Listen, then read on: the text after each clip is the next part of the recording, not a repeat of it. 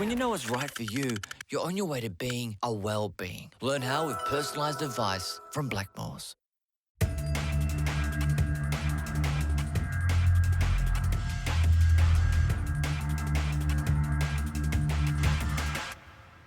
Hello and welcome to this week's injury update brought to you by Blackmores.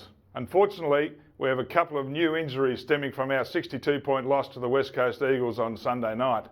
Ben Sinclair and Tom Langdon both picked up concerns, whilst we also have some news on Taylor Adams, who missed the trip to Perth. Tommy Langdon hurt his ankle during the game. It's not too bad, but he's pretty sore. It's called a syndesmosis, the big words that we don't like too much. It'll be certainly short to medium term. He won't play this week, unfortunately, when we're going to miss him. Ben Sinclair suffered another knock to the head.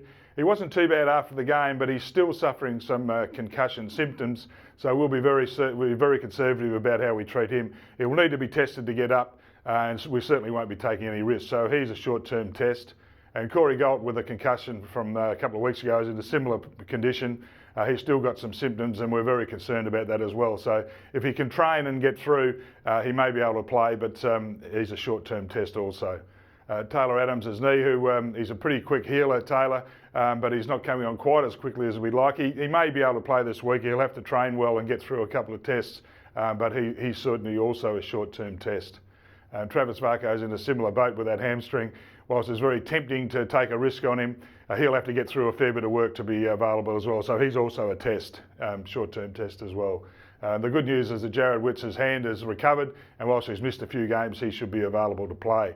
More than likely playing the VFL, having missed so long. But we're great to have him back.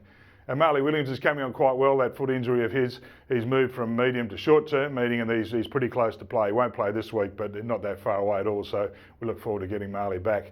So to conclude the injury list, we have two players with medium-term injuries, in Tyson Goldsack with that thumb and Jamie Elliott, who's had the back. They're both going quite well.